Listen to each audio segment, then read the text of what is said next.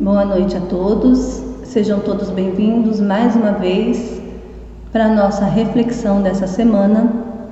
Vamos nesse momento agradecer ao Pai pela oportunidade de estarmos juntos mais uma vez, por nos reunirmos em nome do Cristo e estudar um pouquinho mais das mensagens deixadas por eles e por Ele e pelos Espíritos superiores que nos auxiliam o tempo inteiro.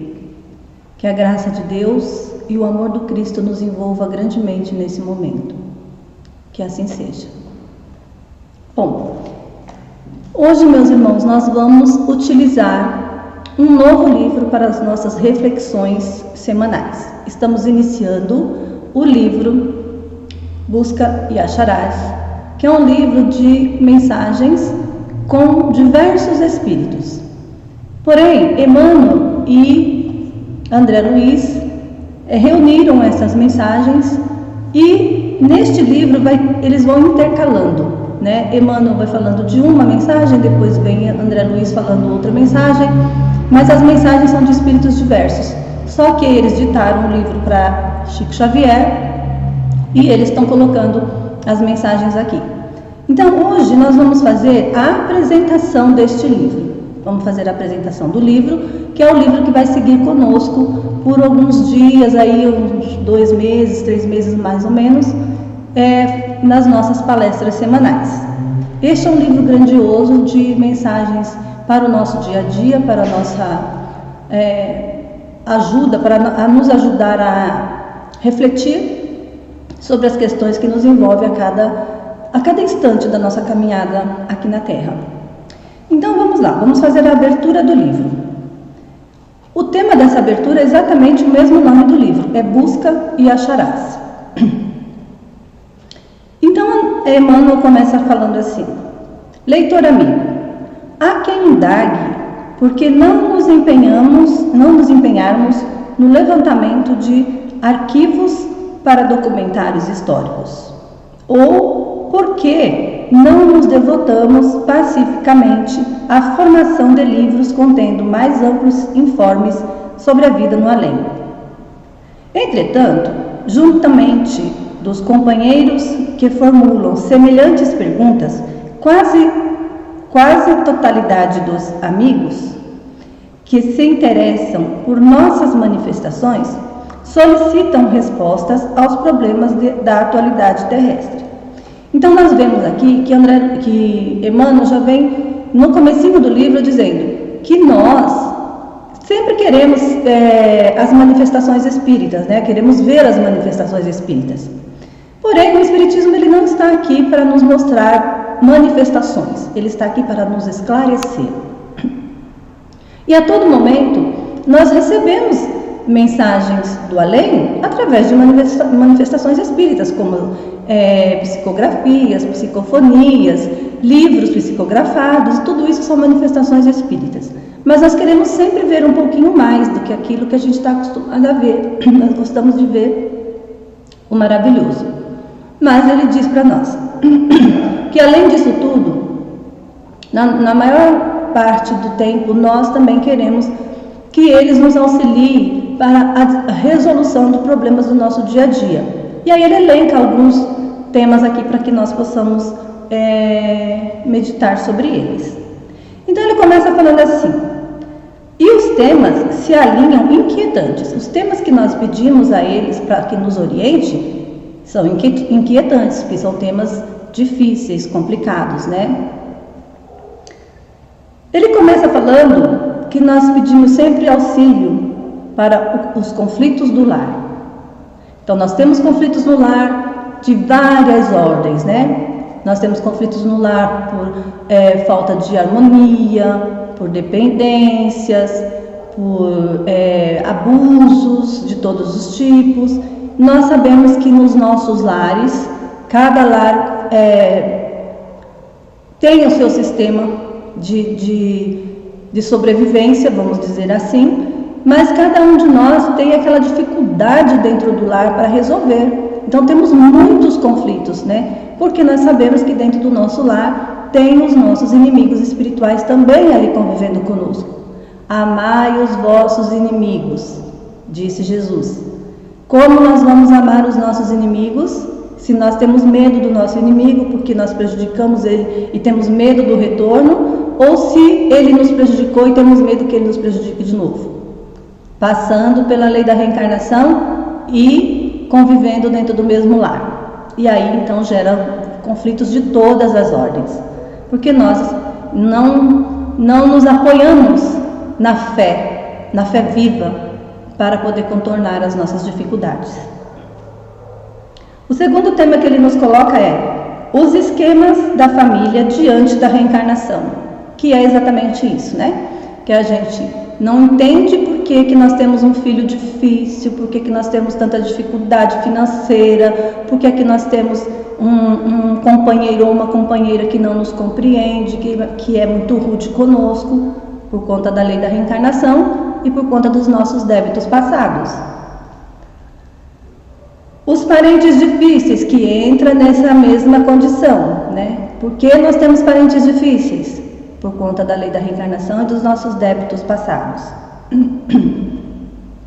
Os desajustes psicológicos, porque nós temos em nosso lar familiares com desajustes psicológicos, pessoas frágeis psicologicamente ou até mesmo com graves problemas psicológicos, porque nós não sabemos qual foi a atuação desse nosso irmão lá no passado, se ele utilizou a sua inteligência de maneira correta ou se ele utilizou a sua inteligência para o mal, né? Se ele não atuou no bem, e qual foi a nossa participação nessa caminhada que o irmão teve num tempo passado para que hoje ele esteja desajustado psicologicamente.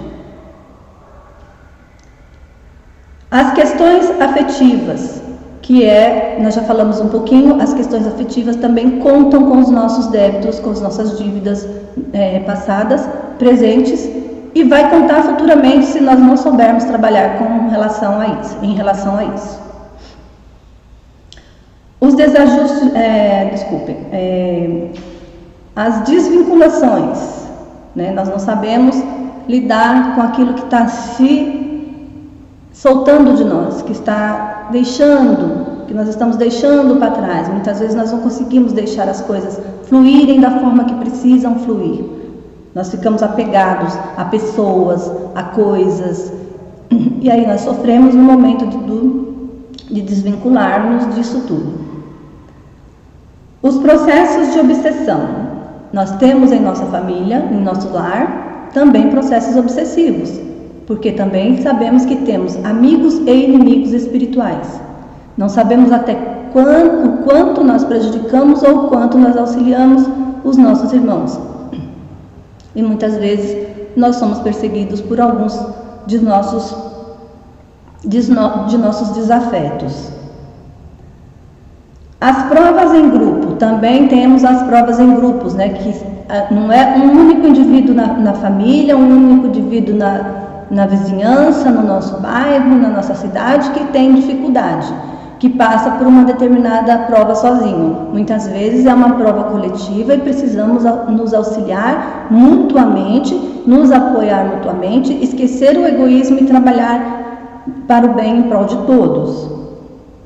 Essas são as nossas provas em grupos, né? Precisamos resgatar não só dívidas pessoais, como dívidas familiares, como dívidas de grupos grandes, né? Como de uma cidade, de um município, de um país e de um planeta como a Terra.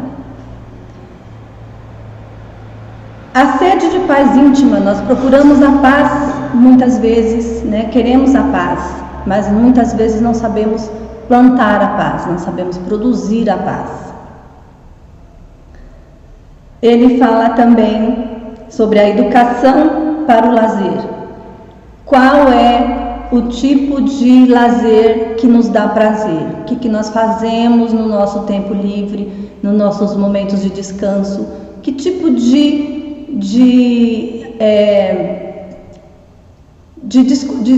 distração ou até mesmo de nos satisfazer, de prazer que nós estamos buscando nos nossos momentos de lazer?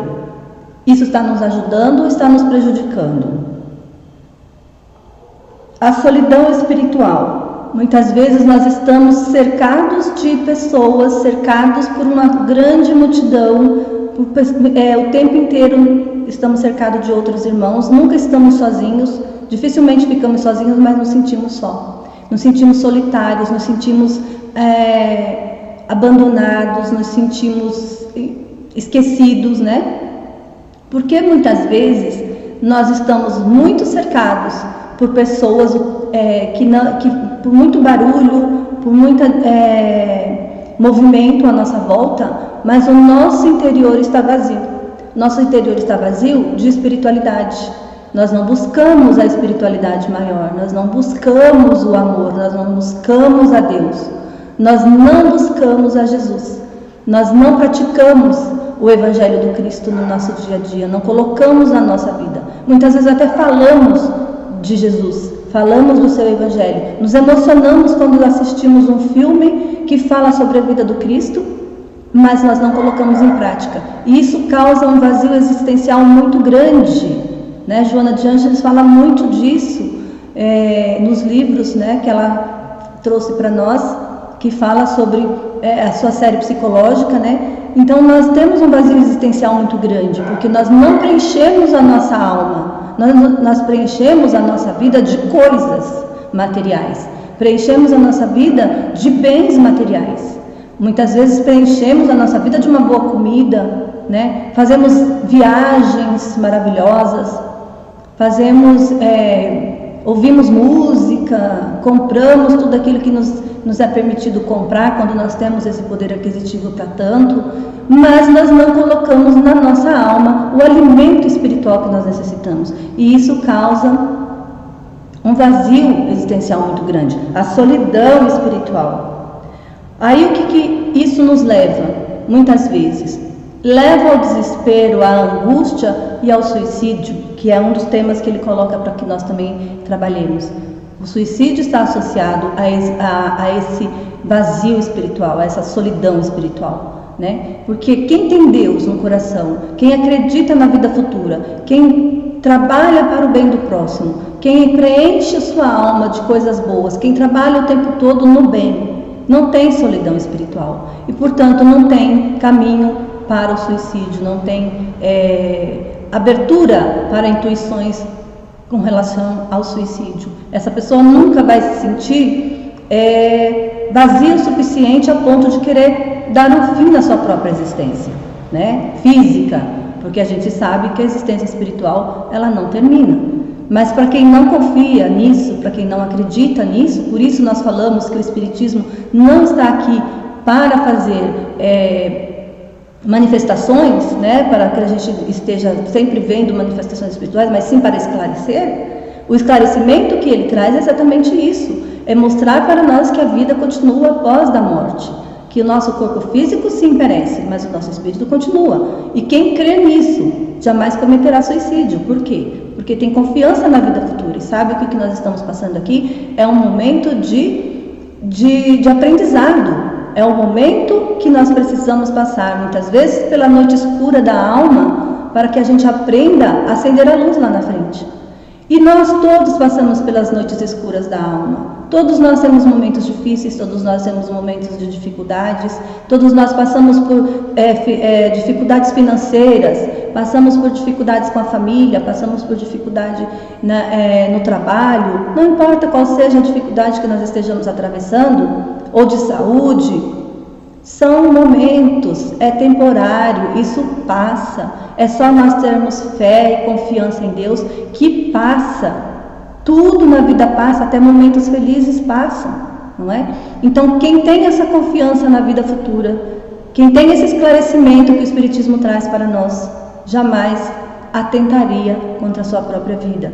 Não estamos aqui julgando e nem apontando o dedo para quem o faz, porque nós não temos esse direito nunca de julgar ninguém. Estamos aqui para prestar o esclarecimento que a doutrina espírita nos traz e sermos veículos de propagar o bem, de propagar a boa nova, de colocar isso adiante para os nossos irmãos e tentar esclarecer o maior número de pessoas possíveis para a vida eterna, para que nós aprendamos a lidar com a lei de causa e efeito, com a lei de reencarnação, né, com a lei do progresso. Então, o Espiritismo não condena, não diz que é pecado, não diz que vai para o inferno quem cometeu o suicídio, por exemplo. Mas nós temos a obrigação de esclarecer o maior número de pessoas que pudermos. Porque se chegou até nós esse esclarecimento da doutrina espírita através da codificação e dos livros psicografados,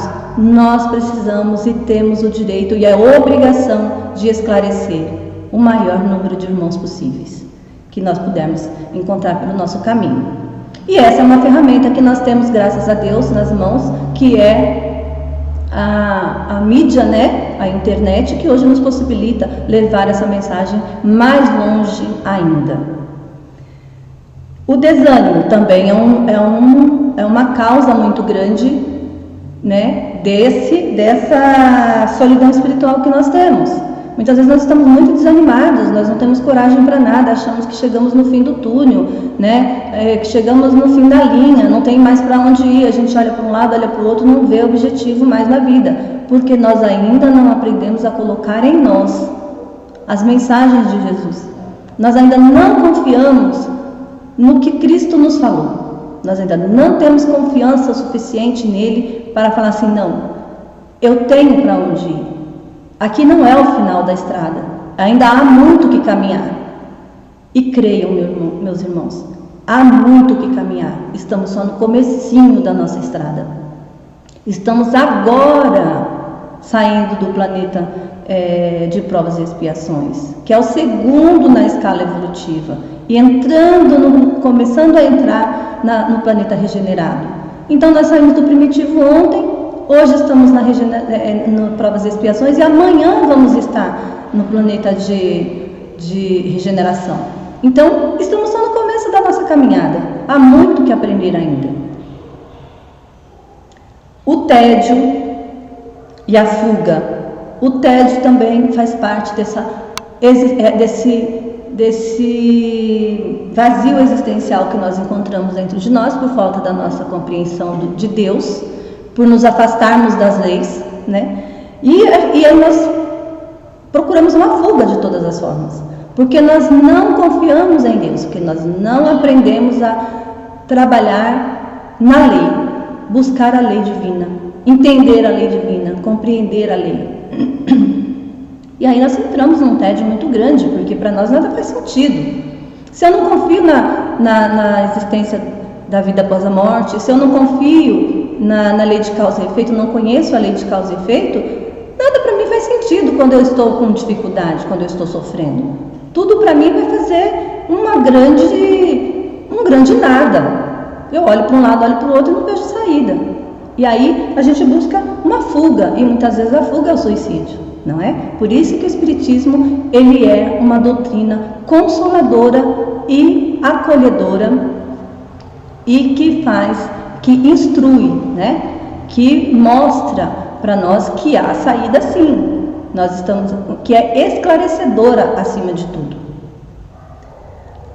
O alastramento da angústia, o abuso dos medicamentos de apoio. Então eu estou entediado, eu estou na minha solidão espiritual, eu estou querendo me suicidar, eu estou desanimado, eu estou com tédio, preciso de uma fuga maior ainda do que o próprio suicídio, né? Muitas vezes a pessoa não tem coragem, não pensa nisso, mas procura uma fuga, né, angustiante, então a angústia só vai crescendo cada vez mais, e aí eu vou buscar os medicamentos, eu vou ao médico, procuro a medicação, não que isso seja errado, é certo, tem que ser feito, nós precisamos buscar a medicina, nós buscamos a ciência o tempo inteiro, né? Nossa doutrina é uma doutrina que tem são três pilares: ciência, religião e filosofia. Então a ciência é uma parte desse tripé que nós precisamos confiar, porque os irmãos que trabalham na ciência são intuídos pela pátria maior,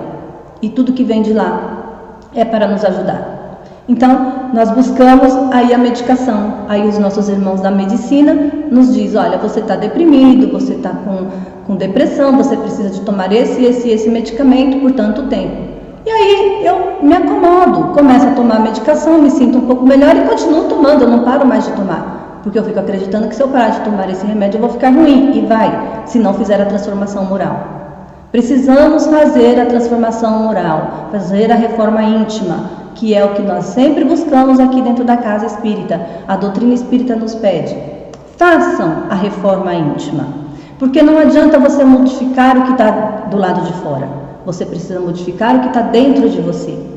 A doutrina espírita fala isso o tempo inteiro para nós, né? Se você mudar somente o que está ao seu externo, se você trocar somente de roupa, se você só tomar um banho, passar uma maquiagem, no caso das mulheres, ou os homens, comprar um sapato novo, um terno novo e sair por aí com um perfume bom, mas não modificar aqui dentro, não mudar tudo que está dentro de nós, nós não conseguimos encontrar a harmonia que buscamos, porque tudo que está dentro é o que está refletindo do lado de fora.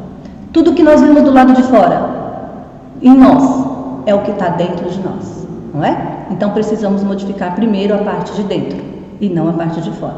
Porque senão seria somente uma máscara, seria somente uma roupagem nova. E aí quando chegarmos em casa à noite, que tomarmos o nosso banho, que tirarmos tudo aquilo que colocamos em nós, nós não vamos olhar no espelho e vamos ver a pessoa velha do mesmo jeito.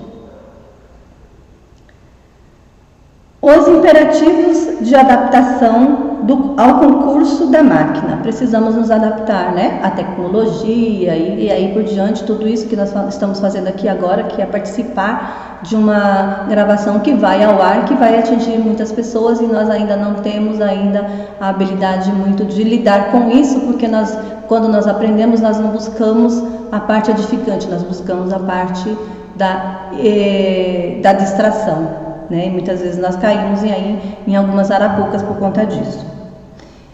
As queixas em matéria religiosa, a renovação da fé. Então nós nos queixamos, nós não estamos bem, vamos lá, pedimos, fazemos a nossa confissão ao nosso sacerdote e achamos que com isso já está tudo bem, mas não está. Né? Nós não fizemos a renovação da nossa fé. Não renovando a fé, não melhorou nada aqui dentro, não mudou nada aqui dentro, então aqui fora continua tudo igual.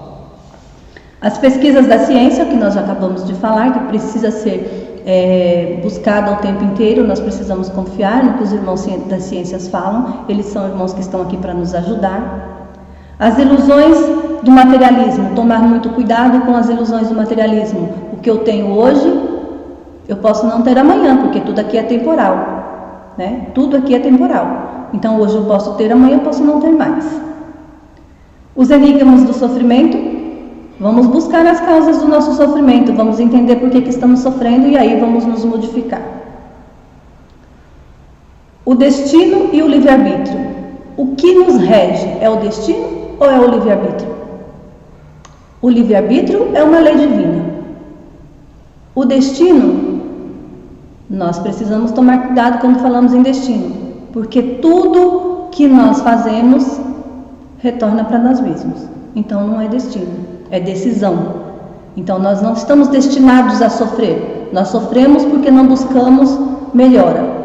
E nós, não buscando melhora, nós sofremos com as decisões que tomamos. E também não é castigo. É lei de causa e efeito. Uma das leis naturais. Os desafios da morte. Saber lidar com os desafios da morte, que é uma coisa muito difícil para todos nós encarnados. Nós ainda não compreendemos muito bem os desafios da morte. Por quê? Porque nós não procuramos nos esclarecer, não procuramos aprender o que realmente a morte significa para nós. O que é a morte na nossa caminhada? O que ela representa de fato para nós? O que significa morte exatamente?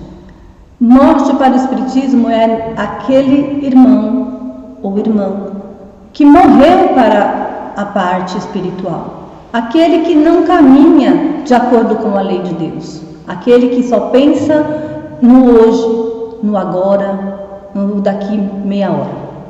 Não pensa no amanhã, não pensa no futuro, não é?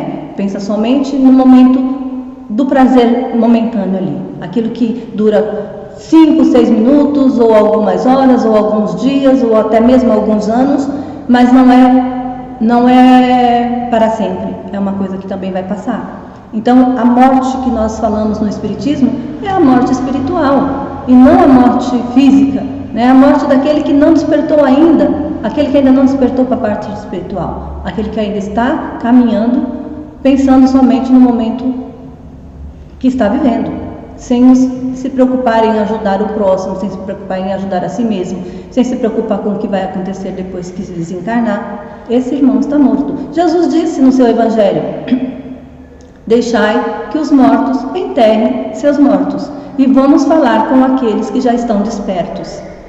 Vamos orientar esses irmãos que estão dormindo ainda para a parte espiritual. Eles vão despertar um dia, e na hora que despertar, vão entender que precisam começar a mudar, começar a caminhar.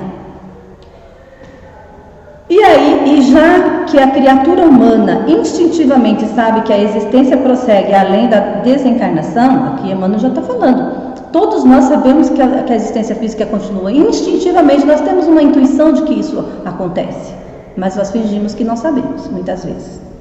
Além da desencarnação, somos convidados ao diálogo, diante do qual não nos seria lícita a omissão. Então, eles são convidados a nos esclarecer nesses pontos aqui neste livro, e eles não se acham no direito de se omitir a isso. Olha quão grande é a ajuda que nós temos o tempo inteiro. Eles são convidados a nos esclarecer e não se acham no direito de não fazer. Então, eles vêm e não medem esforços para nos ajudar. Este livro não tem pretensão de elucidar, mas é feito com pedaços da amizade que nos impulsionou a escrevê-lo. As páginas que reunimos são parcelas de conversas íntimas com os irmãos que desejam valorizar a vida e aproveitar as vantagens do tempo. Os pequenos textos de apoio fraterno e considerações ligeiras a que se aliam em nossa modesta cooperação no intercâmbio espiritual. E eles ainda acham que isso é uma modesta contribuição para nós, quando que para nós que já entendemos o quanto isso é valioso, não tem preço, né? Não tem ouro no mundo que pague essa contribuição que eles nos dão. Ensinou-nos Jesus: busca e acharás. Procuremos os recursos e as bênçãos de que nos sintamos necessitados, aprendendo a prestigiá-los e assimilá-los, sem abuso, quando o Senhor nos coloca nas mãos. Então, meus irmãos, para que nós tenhamos êxito em todos esses temas que Emmanuel elenca aqui para nós, nós precisamos buscar, porque Jesus diz: busca e acharás, bate, a porta abrir-se-á. Então, se nós fizermos um movimento em direção do nosso progresso, nós vamos conquistar. Assinalando as presentes anotações e as nossas páginas assinalando as presentes anotações, se as nossas páginas conseguirem colaborar para o bem, nesse ou naquele grupo de companheiros, agradecemos a oportunidade de trabalhar, ao mesmo tempo que rendemos graças a Deus. Emmanuel, Uberaba, 21 de fevereiro de 1976. Então, meus queridos irmãos, nós estamos aqui diante de um grupo de espíritos amigos que não medem esforços para nos ajudar, que não se acham no direito de se omitir a nos trazer a mensagem de amor, e mais, eles agradecem a nós a oportunidade de trabalhar. E nós não podemos, como ele nos diz aqui no livro, que eles não se acham no direito de se omitir, nós não temos o direito de não ouvi-los. Uma vez que nós tenhamos chegado até aqui, uma vez que nós tivemos a oportunidade do contato com essa doutrina, com essas mensagens, com esse trabalho magnífico que é a doutrina espírita e esclarecedora, nós não temos mais o direito de nos omitir também. Não temos mais o direito de dizer que não sabemos o que estamos fazendo, aonde que estamos, o porquê estamos aqui, e que nada faz sentido, que tudo para nós é passageiro, e que o sofrimento ele vem porque eu mereço sofrer, ou porque eu estou sendo castigado por Deus. Nós temos que ter essa consciência. Nós também não temos o direito de renegar aqui esses ensinamentos que nós estamos recebendo de tão grande ajuda e de tão grande amor que os nossos irmãos espirituais têm por nós. Bom, essa foi a apresentação do livro que nós vamos utilizar então para nossos estudos e reflexões semanais. Espero que tenha que tenham todos entendido um pouquinho da mensagem que Emmanuel traz para nós aqui. E vamos ficar atentos às mensagens seguintes nas próximas palestras, que são, sem dúvidas, tesouros incomparáveis com qualquer outro tesouro que nós possamos imaginar na nossa vida.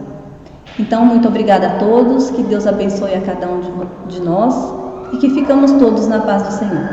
Que assim seja. Graças a Deus.